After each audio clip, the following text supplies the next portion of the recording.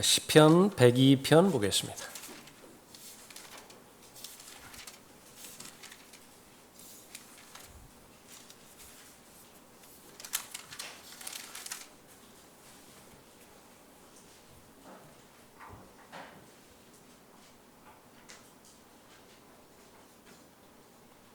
시편 102편 1절부터 6절까지 받들어 읽겠습니다.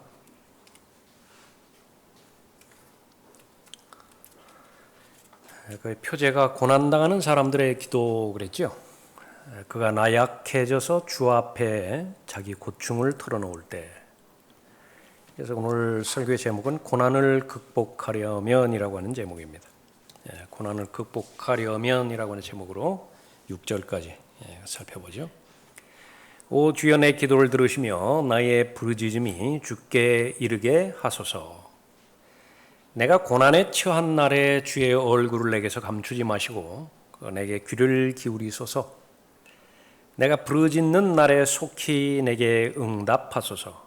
내 날들이 연기같이 소멸되고 내 뼈들이 화덕처럼 타나이다. 내 마음이 상하고 풀같이 마름으로 내가 내 빵을 먹는 것도 잊었나이다. 내 신음소리로 인하여 내 뼈들이 살에 붙나이다. 나는 광야의 펠리컨 같고 사막의 올빼미 같나이다.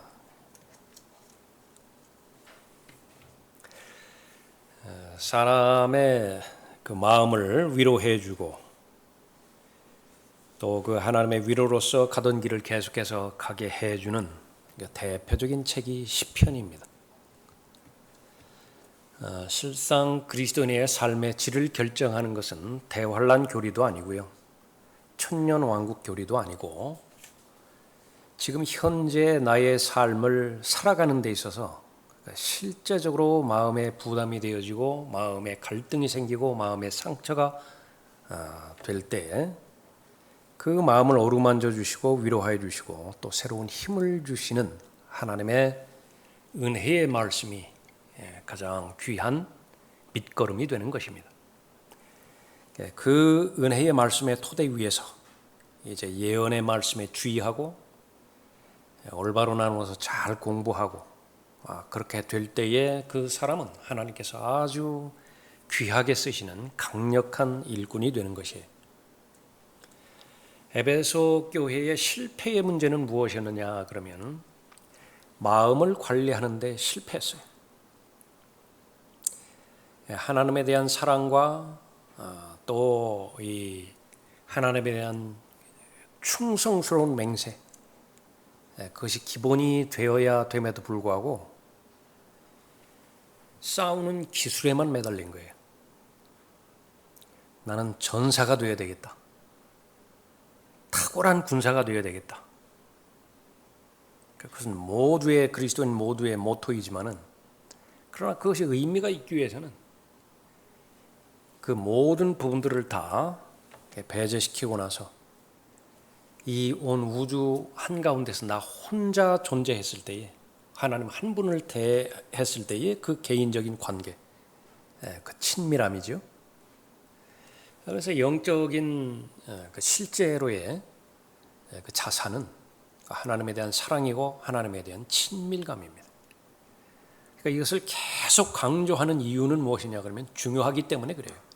마귀는 어떻게 공격하는 것이냐면 다른 모든 부분들은 다 이루어지게 하지만은 이 친밀함만을 빼앗아가 버리는 거예요. 가정에 대해서 우리가 공부할 때도 그랬지만은 남편은 남편의 역할을 다 해요. 어떤 역할이요? 드러나는 역할들. 돈 갖다 주죠. 외부의 위험으로부터 잘 보호하죠. 그러나 아내, 배우자에 대한 친밀감이 없다고 한다면 그건 가정이 아니에요. 그러나 마귀는 그렇게 몰아가는 것입니다. 그리스도인의 개별적인 삶도 마찬가지죠. 그러면 왜 그렇게 친밀감과 또 하나님의 사랑으로 근거한 기쁨, 감격, 하나님을 즐거워함, 이것이 중요한데 이 중요한 것을 하나님께서는 어떻게 다루어 가실 것이냐? 그 비결은 고난에 있어요. 이 고난을 잘 배워야 됩니다. 고난을 잘 극복해야 되고 그 고난으로 말미암아서 하나님께 주시는 경험들, 그것보다 더 소중한 자산이 없어요. 그런데 그러한 모든 보화가 어디에 있느냐라고 하는 것은 그 가운데 하나가 시편이에요. 그래서 여러분이 아주 곤고해지고 여러분의 마음이 갈등으로 인해서 어려움 당하고 그렇게 했을 때에 시편을 아주 자주 찾는 거예요. 적어도 여러분의 마음의 상태가 이렇게 오늘 본문처럼 102편 같은 경우에는 대표적인 그 부분이죠. 얼마나 많이 고난에 대해서 많이 언급하고 있습니까? 외로움, 고립에 대해서 또 얼마만큼 시편에서는 다양하게 제시하고 있어요. 그런 부분에 있어서 대표적으로 여러분들이 그 명의를 알아두는 것입니다. 명의, 흉부외과 명의, 그렇죠? 그 췌장과 관련돼서 담에 관련돼서 명의, 누구 찾아가면 되잖아요. 그 시편에서 찾아가는 거예요. 그렇게 찾아가서 그 마음의 상태를 진단을 하면은 사람도 고쳐주지만은요, 사람이 고쳐줄 수 없는 그런 불가능한 영역들, 그것은 전지전능하신 하나님께서 의사 중에 의사잖아요. 사람의 혼을 창조하셨기 때문에 문제없이 고쳐주시는 것입니다. 다윗의 기도입니다. 오 주여 내 기도를 들으시며 나의 부르짖음이 주께 이르게 하소서. 내가 고난에 처한 날에 주의 얼굴을 내게서 감추지 마시고 내게 귀를 기울이소서. 내가 부르짖는 날에 속히 내게 응답하소서. 다윗이 하나님의 마음에 맞는 사람으로서 하나님께서는 다윗에게 이스라엘의 왕으로 기름을 부어 주셨죠. 사울 다음에 이제 왕이 될 것이에요. 그러나 어려움 당하고 있는 것은 그 등극하기 전까지 사울의 시기로 말미암아서 질투로 말미암아서 너무 어렵습니다. 뭐 하나 좀 까닭이 있는 것이라고 짚이면은 괜찮겠어요. 내가 잘못했으니까. 근데 전혀 그런 것이 없어요. 그래서 사울 앞에 나타나면 나타날수록 더욱더 미움과 증오의 대상이 되죠. 그래서 지금 현재 상태에서는 멀리 적국 필리스티아의 지역까지 도망을 갑니다. 그래서 적의 왕의 보호 아래 있는 거예요. 시클락이라고 하는 그 부분에 있어서 다윗이 자신의 군대를 데리고 싸움을 하러 나간 상태에서 아말렉이 쳐들어와가지고 완전히 초토화시켜 버렸어요. 아내들 또 부녀자들 다 사로잡아가 버렸습니다. 그러니까 이게 너무 어려운 것이에요. 성읍은 다 불타버렸죠. 그런 것들도 어려운데 사람을 더 어렵게 만드는 것은 자신이 신뢰했던 대상이 등 돌릴 때예요. 사람은 이 감정적인 동물이기 때문에, 감정적인 존재이기 때문에, 혼적 존재이기 때문에 환경도 어렵게 만들지만은요, 궁극적으로 어렵게 만드는 것은 바로 이 사람과의 관계입니다. 무슨 경제 어려움이라든지 무슨 IMF라든지 그런 부분으로 인해서 어려움 당하지만은요, 실제로 사람이 생을 포기하게 만드는 것은 그 어려움을 극복해 줄 수 있는 위로가 없기 때문에 그래요. 소망이 보이지 않기 때문에 그런 것입니다. 이 다윗이 그런 그 상황 가운데서 있었습니다. 모두가 다 목소리를 높여서 하나님 앞에 그렇게 울었죠. 기력이 닿을 때까지 이렇게 울어제친 것입니다. 그 상황입니다. 얼마나 어렵겠어요. 그런데 다윗 자신에게 충성을 맹세했던 그 자신의 사람들이, 신하들이 이제 돌을 들어서 쳐 죽이려고 그래요. 그 상황에 이제 맞부닥치니까 다윗의 모든 마음이 무너져 내린 것이죠. 다윗이 하나님을 위해서 한 일은 골리앗을 물리쳤고 또 하나님께서 인정하시는 이스라엘의 왕 사울에게 충성을 다한 것뿐이에요. 그런데 지금 처한 상황을 보면 이해가 되지 않습니다. 분명한 고난이겠죠. 그 고난에 처했을 때 여기선 시편 102편을 기록한 한 사람의 예를 그렇게 나타나는 보지만은 그러나 여기에서 예외가 되어지는 사람은 아무도 없습니다. 성경에서 언급하고 있는 것은 고난은 보편적이에요. 누구나가 다 고난은 다 당하게 되어 있습니다. 여러분이 삶을 살아가면서 여러분의 위치에서, 저는 저대로요, 목회의 위치에서 가장 어려운 주제가 고난이에요. 자신이 고난당하는 것도 어렵지만은요, 그 주변 사람, 성도들이 고난당하는 것을 지켜보는 것도 어려워요. 부모님이라든지 아니면은 그 식구가, 자녀라든지 고난당하고 있는, 고통당하고 있는 것, 그것은 내가 대신 해줄 수 없지 않습니까? 더 어려운 것은 그 고난이 도대체 왜 왔는가를 설명하지 못할 때예요. 그럴 때는 더 어려워요. 기도의 방향조차 잡을 수가 없기 때문에 그렇습니다. 그것이 죄로부터 온 고난이라고 한다고 한다면 자백하면 되죠. 명확하게 하나님께서 시험하시는, 연단시키려고 하는 목적으로 온 것이라고 한다면 인내하면 돼요. 그러나 그 분별력을 찾아내기가 얼마나 힘듭니까? 이것이 내 자업자득으로 인한 어려움인 것인지, 고의적으로 하나님을 의심하고 하나님을 신뢰하지 않음으로 인해서 오는 하나님의 징계인 것인지, 이 다윗처럼 마귀가 작심하고 대드는 고난이든지.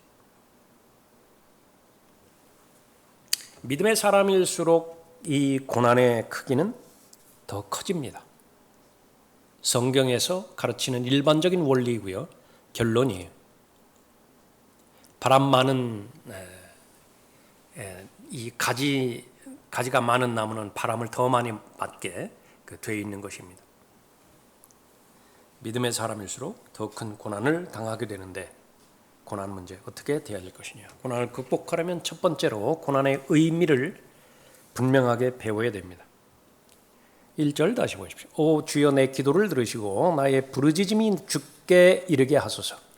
내가 고난에 처한 날에, 그 다음에 보십시오. 주의 얼굴을 내게서 감추지 마시고 내게 귀를 기울이소서. 내가 부르짖는 날에 속히 내게 응답하소서. 고난은 하나님을 정확하게 바라보게 합니다. 원하지는 않지만은 틀림없는 진리예요. 고난이 나를 찾아왔을 때 지금까지 내가 대했던 하나님보다 더 하나님을 정확하게 알아봐요. 그리고 지금까지 하나님을 찾았던 마음보다 더 간절한 마음으로 하나님을 찾습니다. 집중이 돼요. 하나님께서 원하시는 것은 무엇이냐 그러면 하나님 앞에 마음을 다하여 하나님을 사랑하기를 하나님께서 원하십니다. 그런데 어느 순간에 보면은 태엽이 풀리고요, 현의 길이가 느슨해지고 나침반의 자침이요, 진북을 가리키는 부분에 있어서 외부의 힘 때문에, 압력 때문에 조금 편차가 생겼어요. 그거 다시 바로잡아야 됩니다. 그러니까 하나님께서는 바로잡기를 원하는 거예요.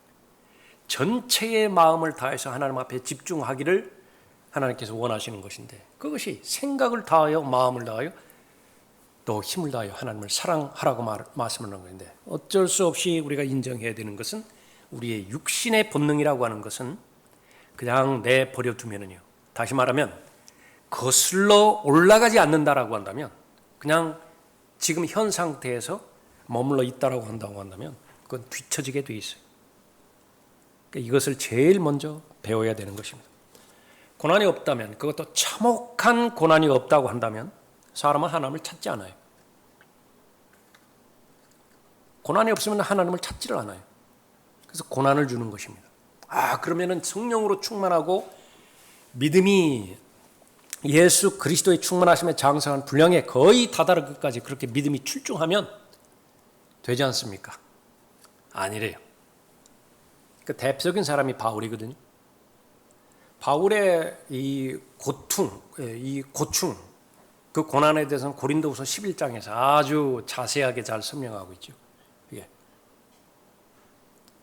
그런데 그런 모든 과정들이 다 지나갔는데, 거의 끄트머리 왔는데, 인생의 마지막에 끄트머리 왔는데요, 가장 참혹한 고난을 줘요, 하나님께서. 그것이 고린도후서 12장입니다.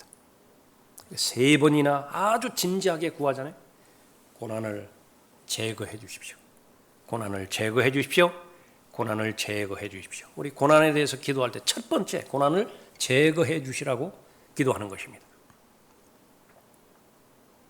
하나님 앞에 기도할 때에 하나님께서는 알려주시죠. 그것이 조금 전에 살펴봤던 것처럼 죄 때문에 온 것이다. 자백하면 그냥 그 즉시로 해결됩니다.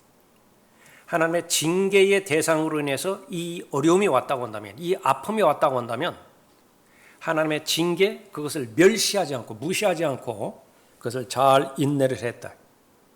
그렇게 되어지면 징계도 끝나요. 자백하고 돌이킬 마음을 먹었는데 하나님께서 계속해서 매를 드시는 하나님이 아닌 것입니다.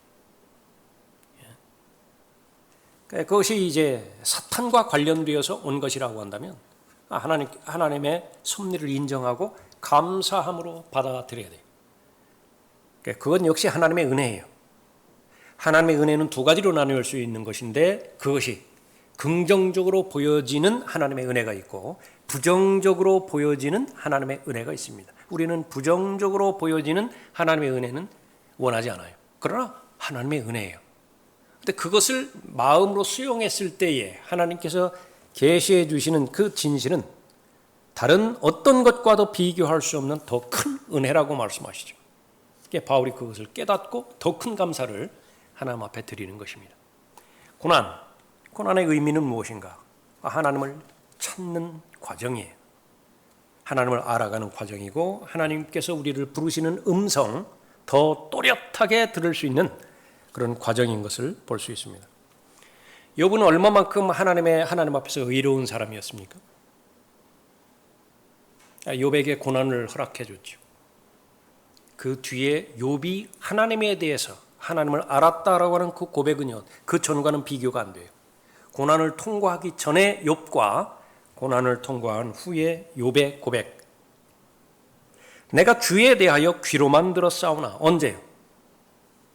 고난이 없을 때. 그래도 귀로만 들었지만은 하나님 앞에 신실했지요. 온전함을 유지했습니다. 대단한 사람이었어요. 그러나 하나님은 거기에 만족하지 않으셨습니다. 내가 주에 대하여 귀로만 들었사오나 이제는 내 눈으로 주를 보나이다. 고난을 통해서 비로소 하나님을 보았다라고 그렇게 고백하는 것이죠.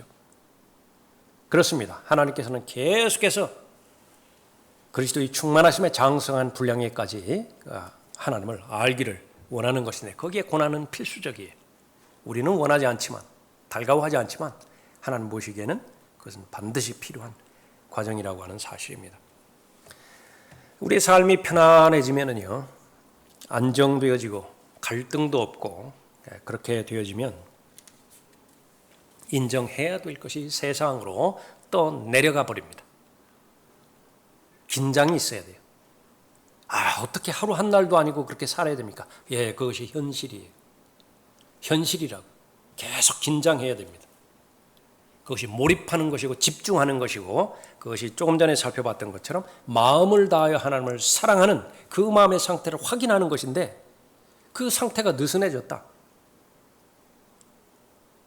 그것은 외부의 환경과 여건과는 무관합니다. 막 나가서 외부에서 막 드러나는 일들로 막 하고 막 모임에 그렇게 막 집중적으로 하고 그렇게 해야 마음으로 하나님 사랑하고 또 하나님의 음성을 또 하나님의 임재를 그렇게 간절하게 찾는다. 그렇게 말할 수는 없어요. 항상 믿음은 마음에 있습니다. 우리가 이 지상의 삶을 살아가는 동안에 있어서 정말로 소중한 것은 시간이거든요. 시간이라. 그런데 어떤 그 규정된 시간만을 말하는 것이 아니에요. 내 마음 한 중심에서 하나님에 대해서 똑바로 인식하고 하나님을 의식하면서 이 일을 진행하고 있는 그 시간이 얼마만큼 되는 것이냐.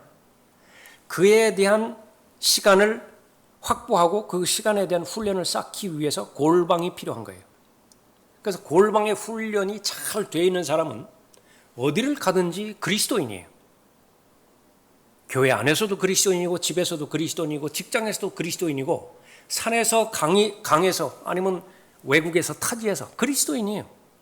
그런데 이 훈련이 잘 안 돼 있는 사람은요, 환경에 따라서 휙휙 넘어져 버리는 거예요.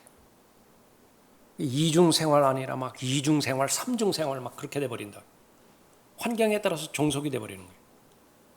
그러니까 지금 우리가 현재 있는 하나님께서 주시는 시간들, 3절에 보시면 내 날들이 연기처럼 소멸되고 내 뼈들이 화덕처럼 타나이다 언급하고 있죠. 이 고난의 날과 관련돼서 내 날들을 이렇게 세보는 것인데, 이 땅에 속한 지상에서 사는 동안에 나에게 주어진 시간, 그것의 의미는 무엇이냐 그러면 영원한 시간이 있습니다. 하늘에 속한 시간이 있어요. 골로새서 3장 1절에서 언급하고 있죠. 거듭났다고 한다면 이제 우리의 마음을 하늘로 돌려서 하늘에 있는 것들을 예의주시해야 되는 것인데, 그것은 다른 말로 시간을 사서 얻는 삶이에요. 그러니까 누가 시간을 사서 얻는 것이냐? 그럼 바로 무엇이 중요하고 무엇이 영원한 것이냐를 하나님의 말씀을 통해서 알고 있는 사람이죠. 그런데 하나님께서는 그러한 삶을 살기 위해서는 어떻게 되는 것이냐? 쟁기를 일단 손에 잡았다고 한다면 뒤 돌아보지 않고 계속 쟁기를 가는 것이에요. 동기가 부여가 되었다고 한다면 이제는 계속해서 걸어가겠죠. 일단 바퀴가 굴러가기 시작하면 멈추게 하는 것은 조금 힘이 듭니다. 관성이 붙었으니까. 그런데 그 삶이 이제 느슨해지면, 다시 말하면 삶이 편안해지고 겉에서 볼 때 안정되어지고, 그러면 할 수 없이 뒤로 물러나는 거예요. 그러니까 하나님께서는 그 용납하지 않으시는 것입니다. 그래서 제일 먼저 고난이 왔을 때에 이 때는 하나님을 더 찾으라라고 하는 때이구나. 고난이 왔을 때에 이 고난은 어디에서 왔는지, 그것은 두 번째 일이고, 이 고난을 극복해야 되는 당위성이 나한테 주어지는 것인데, 그것은 반드시 하나님의 능력으로 해결하는 것이다. 나에 대해서 잘 알아야 되는 것인데, 나는 고난이 없어도 하나님을 계속해서 잘 찾을 사람인가? 그러니까 그렇게 되어져야 돼요. 그러나 그렇게 된 사람이라고 한다면 마귀가 방치하지 않습니다. 반드시 건드리게 되어 있어요.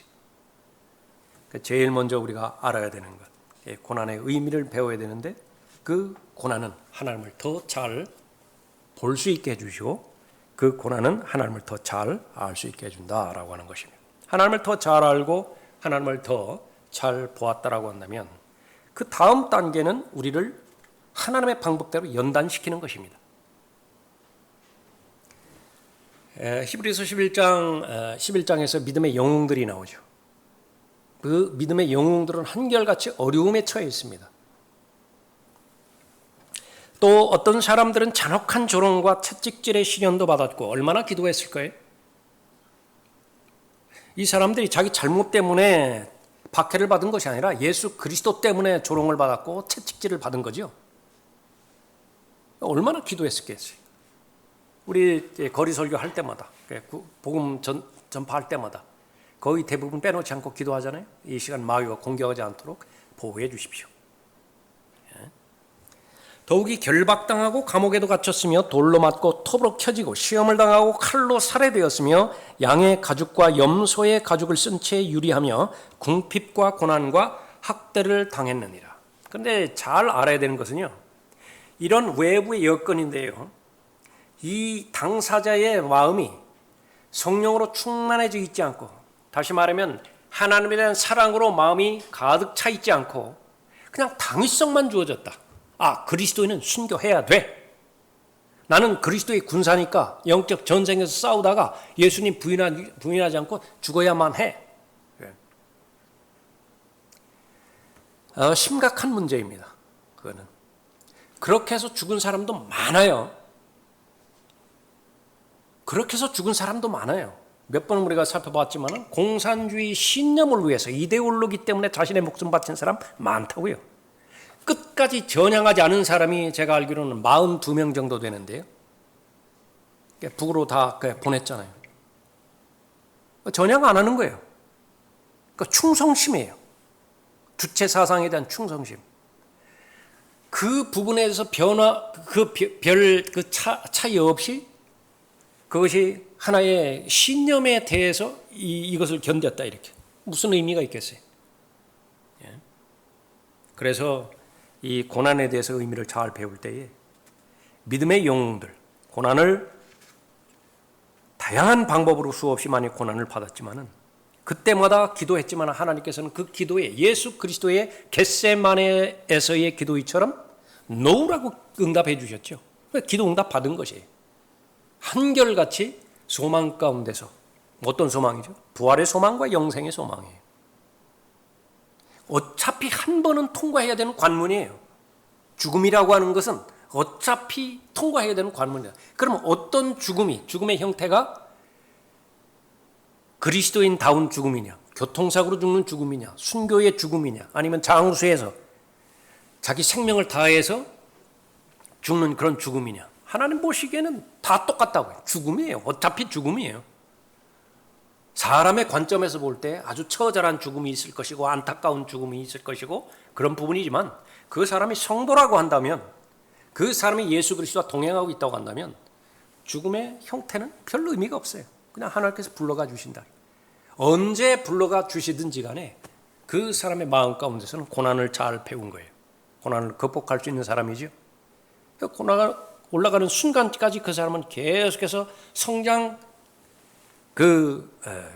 성장에 대한 그 선을 그리다가 성장하면서 올라가는 것입니다. 하나님께서는 주님을 더 닮기를 원하시죠. 더 성숙해지기를 원하십니다. 그러기 위해서는 하나님께서 반드시 역사를 하세요. 하나님께서 일을 하신다고. 뭐 가지고 일을 하시죠? 고난입니다. 그 가운데 하나가 고난을 가지고 일을 하시는 것입니다. 믿음, 그것만으로 만족하지 않고 더 큰 믿음을 원하세요. 하나님께서.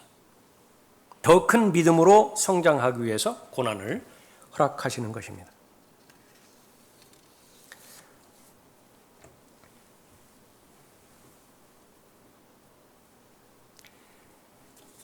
내가 하나님 앞에 얼마나 나약한 존재인 것인가, 내가 얼마나 약한 존재인 것인가를 깨닫게 되기를 하나님께서 원하세요. 그 깨닫게 하는데 한 방편이 되어지는 것이 고난입니다. 그렇게 깨닫게 되었을 때에 내가 강력하게 되어지는 것은 하나님의 능력으로만 가능하다. 신명기 7장 7절 이후에서 하나님께서 이스라엘을 선택하셨는데 가장 작은 민족, 수가 적어요.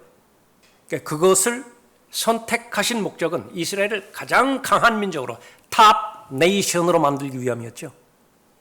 무슨 방법으로 가장 연약한, 유약한 민족이 어떻게 가장 강력한 제사장의 왕국이 되겠습니까? 그것은 하나님의 능력밖에는 설명이 안 돼요. 하나님의 능력으로 역사해 주시는 것이죠. 똑같이 영적 원리가 그리스도인에게도 적용되어지는 것입니다. 나의 약함을 알 때에, 언제 나의 약함을 가장 잘 알죠? 고난당하면 아무것도 할 수 없어요. 그렇게 기고만장했던 그 자신감이 있었던 것이요. 그 고난 한 번 오면 다 무너지잖아요. 하나님 아니면 불가능하다라고 하는 그 고백이 절로 나오잖아요.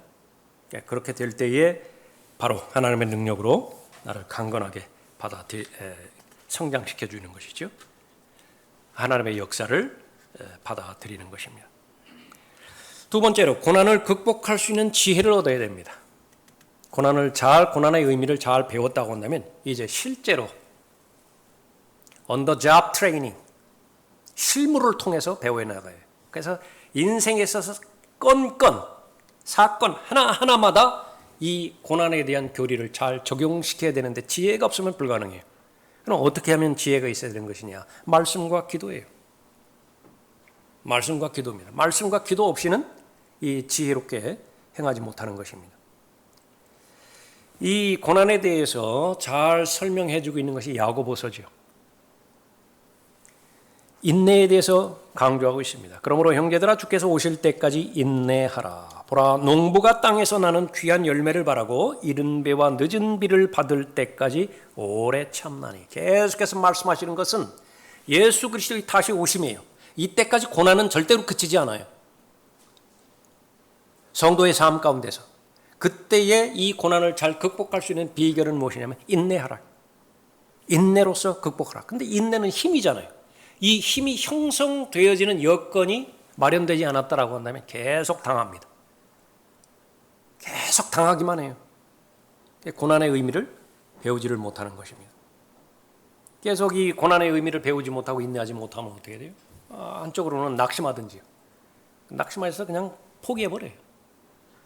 또 하나는 극히 분노해버립니다. 사람에 대해서 분노하고 환경에 대해서 분노하고 자신에 대해서 분노하고 그러나 그 모든 것은 하나님에 대한 분노예요. 사람에게 화내는 것은 하나님에 대해서 화내는 거예요. 잘 알아야 된다. 그러니까 마귀는 충동시켜가지고 하나님에 대해서 화를 내게 만들어버리는 거예요. 그러니까 그것은 무엇이냐면 고난을 극복하지 못하게 만들면 그렇게 되는 것입니다. 그리스도인의 덕목, 특히 예수 그리스도의 재림 앞에서 그리스도인에게 강조하는 덕목은 절제와 인내입니다.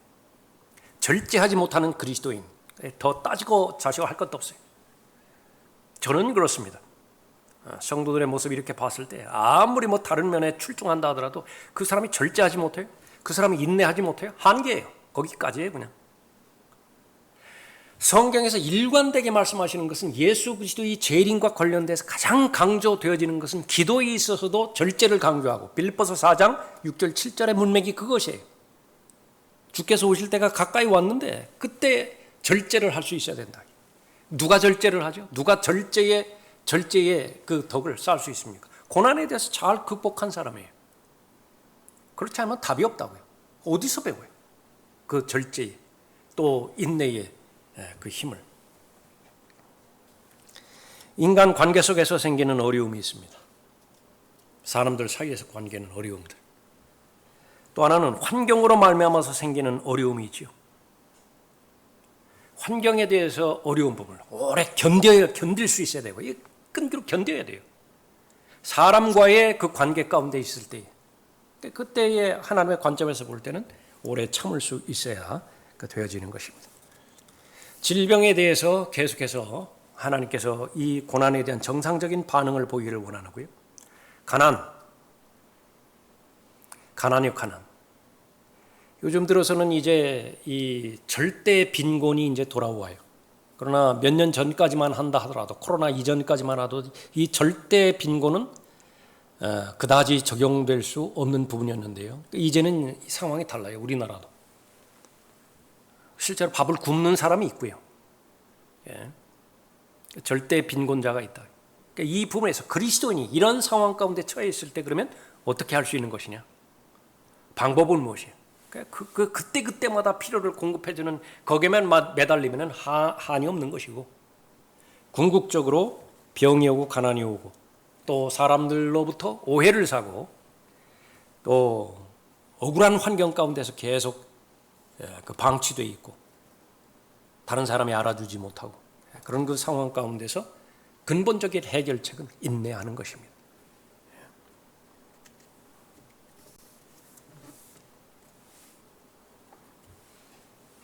고난에 대해서 제대로 반응하는 사람, 잘 배운 사람이죠. 인내와 절제를 잘 배운 사람. 그 사람의 특징은 다른 사람을 대하는 거 보면 알아요. 함부로 판단하거나 정죄하지 않습니다. 왜냐하면 자기도 그런 과정을 다 겪어왔어요. 그러나 쉽게 정죄하고 쉽게 판단하고 그럴 때는 아쉬워요. 좀 상당히 교회 생활 오래 한 사람인데 그럼에도 불구하고 쉽게 그렇게 판단하고 쉽게 정죄하는 걸 그 부분들을 봤을 때는 좀 아쉽다고요. 여기에 누가 예외가 있겠습니까? 내가 지금 현재 상태에서 그러지 않다 하더라도 내일 그러리라는 보장이 없어요. 그렇기 때문에 계속해서 은혜의 보좌 앞으로 부지런히 우리는 다가가야 되고 그 하나님의 보좌 앞에서 자신의 마음을 하나님 앞에 내어드려야 되는 것입니다. 다른 어려운 사람을 불쌍히 여기고 그를 적극적으로 도울 거예요. 관심을 가질 것입니다. 인내가 사라지는 세상입니다. 절제가 보여지지 않는 세상이에요. 이 방만 나간다 하더라도요. 모든 사람이 다 분노로 가득 차 있죠. 지금 누가 찔러주기만을 바래요. 찔르면 이제 어떻게 되는 거예요? 그냥 폭발해버리는 것입니다. 앞으로 이제 더 그럴 것이죠. 더 그럴 것이야. 그래서 여러분들은 아주 각성하셔야 돼요. 밖에 나가서 사람들 그냥 사람으로 보면 안 돼요. 여러분이 지금 정글을 통과하고 있다 생각하시고요. 정글에서 지금 사나운 곰 한 마리를 만났다 그렇게 생각하셔야 돼요. 그러니까 우리가 사는 그 시대의 현실이 그런 것이에요. 온갖 무슨 뉴스를 통해 가지고 그 사람들 막 다치고 죽고 죽이고 하는 모든 것들 봤을 때 비록 불과 몇 년 전만 한다 하더라도 그것은 생각조차 할 수 없는 일들이요. 일어나고 있는 일들입니다. 그리스도인들이라고 예외가 되어지지 않죠. 인내가 사라지고 있는 세상에 쉽게 주저앉고 쉽게 포기하고 하나님의 해결하심 그것을 잘 믿지 못하고 그런 부분입니다. 자, 인내하기 위해서는 예수 그리스도의 마음으로 무장하는 방법 외에는 없습니다. 예수 그리스도의 마음과 예수 그리스도의 생각으로 자신의 생각이 잘 무장이 되어야 돼요. 너희도 인내하며 마음을 견고케 하라. 주의 오심이 가까움이라. 야고보서 5장 8절 말씀이에요. 너희도 인내하며 마음을 견고케 하라. 주의 오심이 가까움이라. 고난이 닥쳤을 때에 쉽게 반응하는 그리스도인의 반응 가운데 하나는 인내하기는 인내해요. 그러나 문제는 자기 힘으로 하는 거예요. 그래도 몇 번 되거든요. 이것이 이제 습성이 붙기 시작합니다. 습관이 되기 시작해요. 그러면 어떤 고난에 대해서도요, 관성이 붙어요. 그게 습관이 돼버리면 어려워요. 그래서 아무리 작은 일을 하더라도 일단 하나님과 관련된 일이고 마귀와 관련된 일이고 하나님의 일, 사역과 관련된 일이라고 하면 보고는 드려야 돼요. 내 힘으로 한다 하더라도 일단 보고는 해드려야 된다. 이런 일이 있었습니다. 더 나아가서는 하나님의 도움을 적극적으로 간구한다면 그보다 더 좋은 일이 없겠죠. 그러나 사람의 육신의 힘은 어떻게 되는 것입니까? 자신의 힘으로 인내하려고 해요. 자신의 힘으로 인내했을 때에 간혹 가다가 해결되는 것도 있지만요. 거의 대부분은 병나요. 마음의 상처가 그대로 남는 것입니다. 겉으로 볼 때 굉장히 신앙이 성숙해 보이는 사람이 있다고요. 인격적인 사람이죠. 그런데 아이러니하게 그 반대로 봤을 때는 상처가 심할 수도 있어요. 참아서 그래요. 참아서. 하나님의 능력인 절제와 인내의 성령의 열매로 견디는 것이 아니라 하나님의 능력과는 관계없이 자신이 참아버리는 거예요. 하나님 앞에 알려드리지 않는 것입니다. 모욕을 받았는데 참아요. 오해를 받았는데 참아요. 마음의 병이 안 들 수가 없는 것입니다. 저희 어머니가 암으로 일찍 돌아가셨는데 왜 그렇게 암으로 일찍 돌아가셨나? 뭐 술 잡수는 것도 아니고 뭐 고기 그렇게 좋아하시는 것도 아니고 그러는데 너무 착해서 그래요. 근데 그거 비일비재합니다. 너무 착하면은요 그 사람이 암에 잘 걸려요. 그러면 착하지 말아야 될 것이냐? 아니요. 착한 그 마음을 잘 간직하기 위해서는 하나님 앞에서 그 마음의 상태를 해결할 수 있어야 되는 것입니다. 그렇게 되면 하나님께서 강하게 해주세요. 별스럽지 않은 말들에 대해서 밤잠 이루지 못하고 그러지 않게 한다고 말이에요. 실제로 자신의 마음이요, 자신의 그 마음의 상태가 어떤 사람이 말을 했을 때 그 말을 막 그 즉시로 되받아치고 이 사람은 건강해요. 그 사람의 정신 건강은 오히려 건강하다고요. 병 안 나요.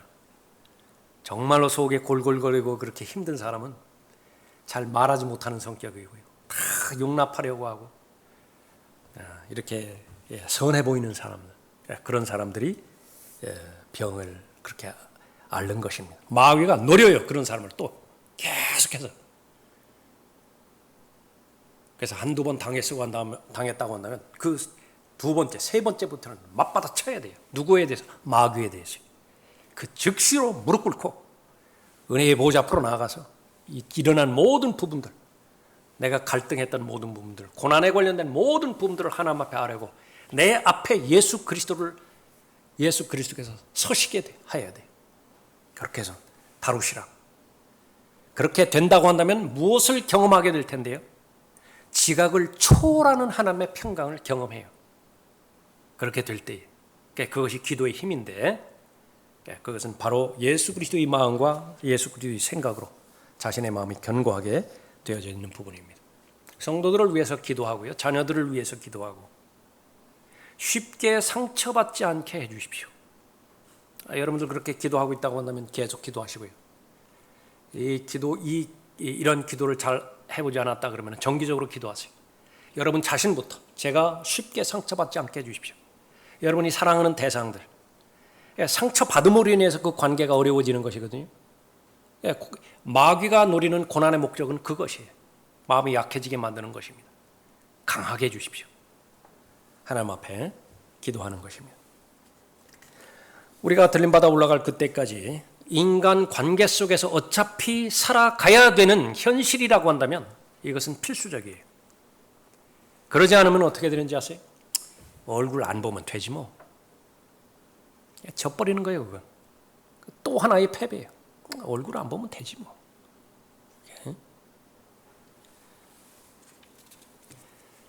하나님의 일을 맡은 하나님의 일꾼들, 사역자들, 청지기들, 하나님의 사역을 맡은 모든 사람들, 절대적으로 필요한 것이 사람들과의 관계 가운데서 오는 고난, 그것을 어떻게 해결할 것이냐.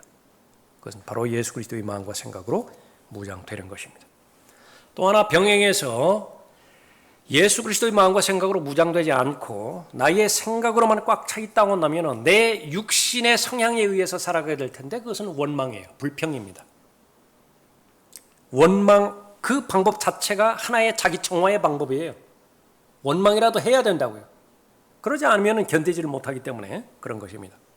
형제들아, 정죄받지 않으려거든 서로 원망하지 말라. 보라, 심판하신 분이 문 앞에 서 계시느니라. 계속 재림문맥이에요. 그 가운데서 쉽게 노출되는 것이 나 자신에 대한 실망으로부터 시작해서 원망하고 불평, 불만하는 것입니다. 타락한 본성 때문에 그래요. 그럴 때에 바로 나 자신에 대해서 인정하는 것입니다. 나는 타락한 아담의 본성을 여전히 지니고 있구나 라고 보는 거예요. 어려움이 올 때 즉각적인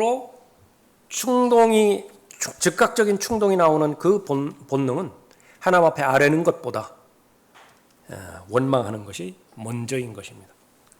공격의 화살을 주 적에게 돌리면 너무나 잘하는 것이에요.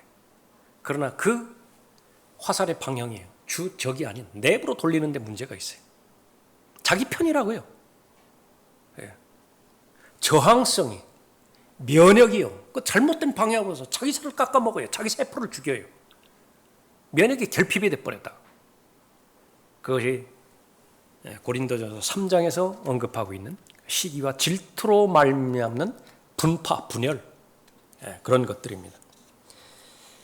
고린도전서 10장에서 이스라엘이 멸망한 많은 그 원인들이 있는데 그 가운데 가장 강력한 것 가운데 하나는 원망하고 불평했기 때문이라 그렇게 말합니다. 너희는 그들 중 어떤 사람들이 불평한 것처럼 불평하지 말라. 그들은 그러다가 멸망시키는 자에게 멸망당하였느니라. 주체가 누구예요?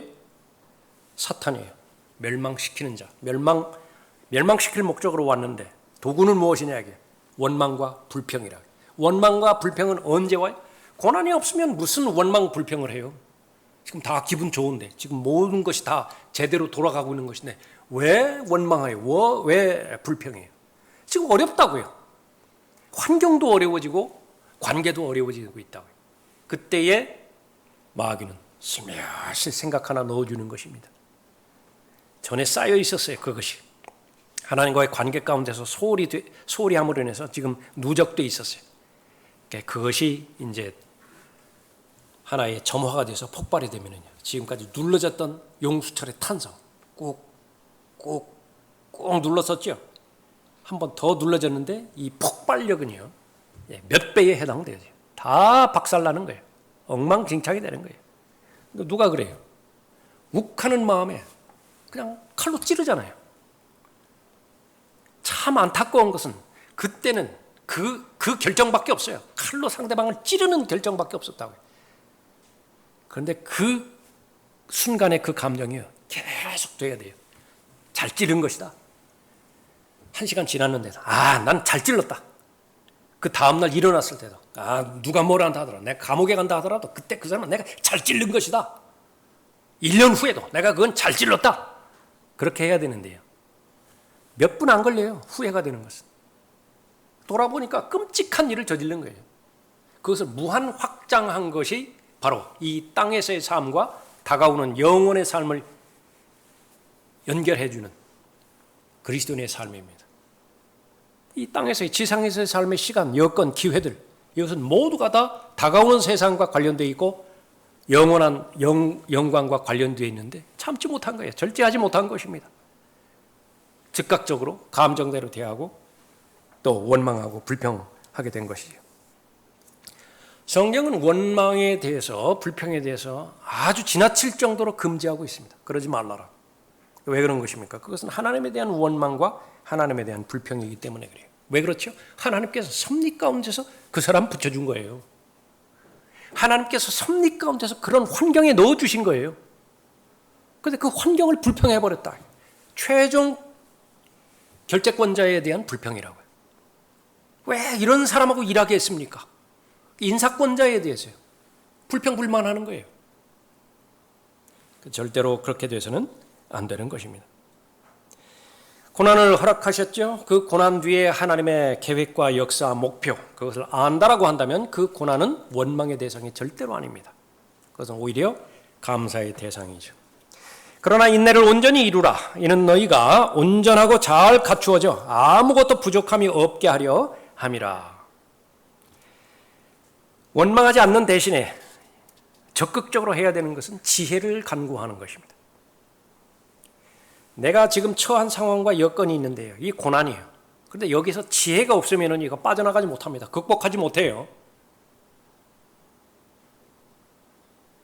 원망은 하지 않는다 하더라도 이 성공적으로 이 고난을 잘 극복하지 못하는 것입니다.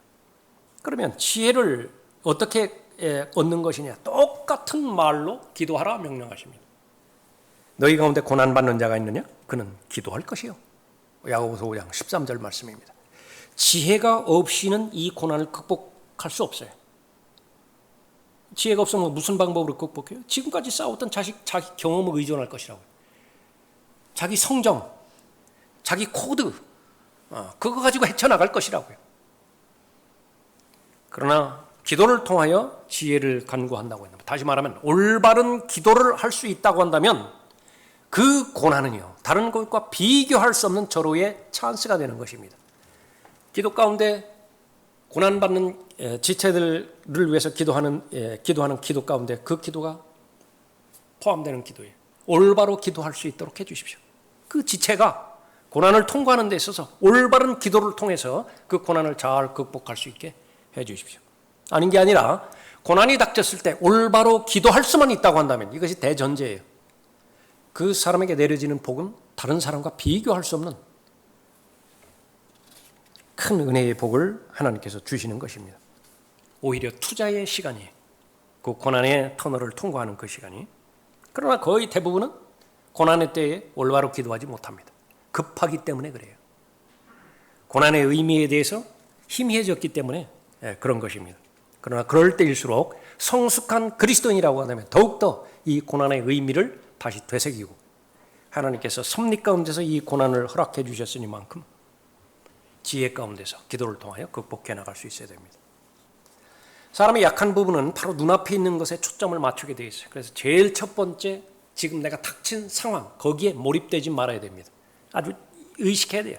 시편 42편 대표적인 것에서 언급하고 있죠.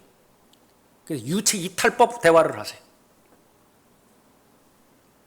거기서 빠져나와서 한 걸음 뒤로서 나한테 말을 하고요. 나한테. 내 혼아. 왜 낙담하느냐, 왜 낙심하느냐, 왜 절망하느냐, 왜 주저앉아 버리는 것이냐. 본인에게 이야기하라고요.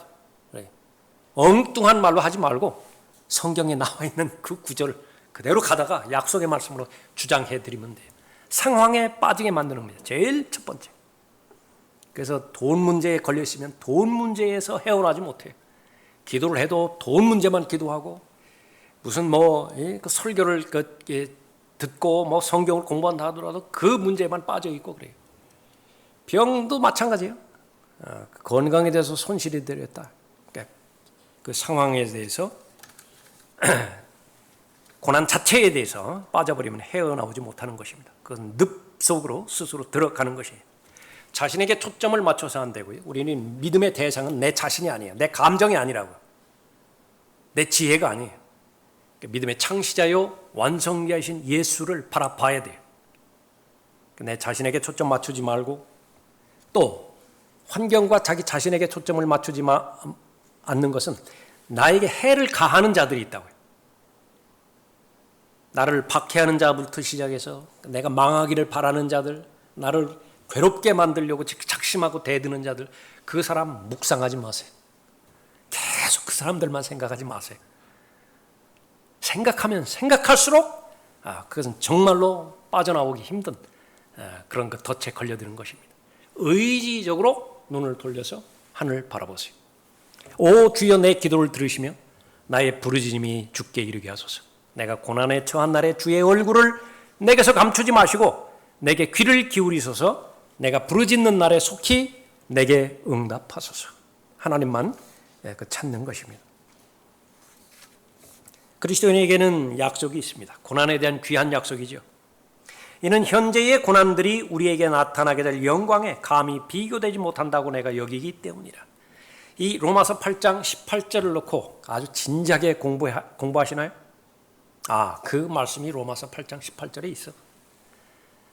거기서부터 물론 시작하시겠지만은 이 말씀이 내 현재에, 과거는 물론이죠. 지금 현재에 계속 고난에 있을 때에 그 말씀을 직접적으로 적용하고 그 말씀을 내가 소리내서 읊고 하나님 앞에 말씀드리고 마귀에 대해서도 이 말씀을 퍽 부어버리는 거예요. 마귀로부터 온 고난이라고 한다면 이 고난 하나님께서 선용하셔서 나의 궁극적인 영광을 위해서 사용하실 것이라. 이는 우리가 잠시 받는 가벼운 환난이 우리를 위하여 훨씬 뛰어난 영원한 영광의 비중을 이루어가기 때문이라. 잘 몰랐다고요. 그러나 이제는 알아요. 그때는 귀로만 들었는데 이제는 눈으로 봐서 더 잘 알아요. 어떤 부분이요? 이 고린도후서 4장 17절의 말씀이에요. 그 전에는 그냥 성경 읽고 지나갔다고요. 그러나 지금 현재 내가 처한 고난에 있을 때에 분명히 고난에 대한 가르침을 성경에서 언급하고 있는 것인데, 이는 우리가 잠시 받는 가벼운 환난이 우리를 위하여 훨씬 뛰어난 영원한 영광의 비중을 이루어가기 때문이라. 우리가 바라보는 것은 보이는 것들이 아니요 보이지 않는 것들이라. 이는 보이는 것들은 잠깐뿐이지만 보이지 않는 것들은 영원하기 때문이라. 영적 분별력이죠. 무엇이 가볍고 무엇이 무거운 것이냐 구분할 수 없어요. 이거 구분하지 못하면요, 지금 현재 있는 고난, 이 고난만 피하기 위해서 별짓 다 합니다. 하나님 팔아먹기도 해요. 그러나 그 비중의 무게를 안 사람은 견딜 만한 가치가 있구나. 견딘다고요. 내 안에는 견딜 힘 자체가 없죠. 그러니까 구하는 거예요. 간구하는 거예요. 이 견딜 힘을 주십시오. 이 고난이 유익이 되게 해 주십시오. 어차피 통과해야 되는 고난인데 유익이 되게 해 주십시오. 그냥 고생으로 끝나지 않게 해 주십시오. 언제 고생으로 끝나요? 원망해버리면. 언제 고생으로 끝나요? 예수 그리스도의 생각과 마음으로 무장하기를 포기해버리면. 그러나 나는 그렇게 어리석지 않다고. 영원한 것을 얻기 위하여 영원하지 않는 것을 버리는 자는 바보가 아니다. 반복적으로 들으셨죠? 영원한 것을 얻기 위하여 영원하지 않는 것을 버리는 자는 바보가 아니다. 왜요? 세상에서는 바보짓 했다고 한 거예요. 그렇게 좋은 대학 나오고 그렇게 좋은 가문에서 인간 같지도 않은 그 식인종한테 가가지고 복음 증거하려고 가다가 해보지도 못하고 그 젊은이들이, 네 사람이 되는 젊은이 9가족에게 그렇게 살해당한 거 바보짓이다. 우리는 거꾸로 말합니다. 영원한 것을 얻기 위하여 영원하지 않는 것을 버리지 않는 자는 그 사람이 바로 바보다. 그 사람이 바보예요. 하나님 보시기 그렇다고. 왜 그렇습니까? 누가복음에서 어리석은 부자를 하나님께서 어리석은 자요 그렇게 불렀잖아요. 왜 그렇습니까? 영원할 것 같다고요. 그 넓혀져가는 창고가 영원할 것 같다고요. 자기가 계획하고 성공하고 있는 사업이 영원할 것 같다고요. 그러나 무엇을 대비하지 못하는 것이냐? 바로 영혼을 대비하지 못한 것이죠. 하나님께서는 거듭난 하나님의 자녀라고 한다면 대비하게 만드는 것이다. 그 목적으로 주신 것이 그 가운데 하나가 고난입니다. 하나님께서는 순도 100%의 금이 되기를 원하시죠. 그것은 용광로에서 계속해서 연단되어지고 또 반복되어지는 고난의 길, 그것은 필수적입니다. 인생을 살아가는 데 있어서 우연한 고난 같은 것은 없습니다.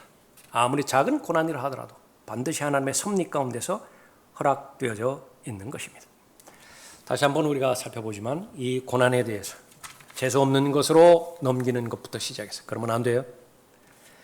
고난, 하나님께 주신 섭리를 인정했는데 제일 많이 반응한 것처럼 내 힘으로 견뎌보겠다, 내 힘으로 해결해보겠다. 그것은 상처뿐이 안 남아요.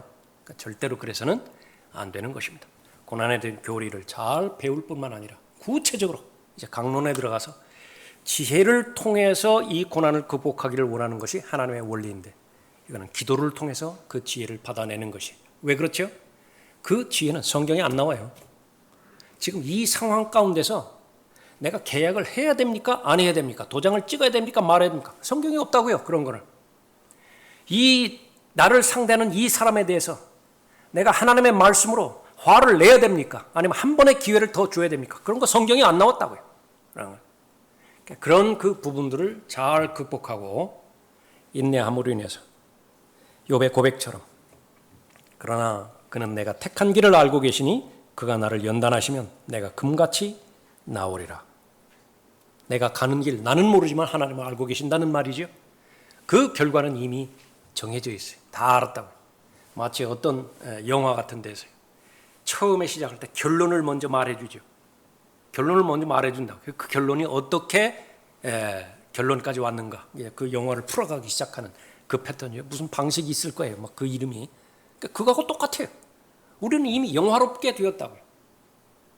그 영화롭게 되어지는 하나님의 자녀들이 얼마만큼 이 지상에서 의미 있고 가치 있는 삶을 살아가야 되는 것이냐. 그 가운데 하나가 극복해야 되는데, 고난은 반드시 극복해야 되는 과제인 것입니다.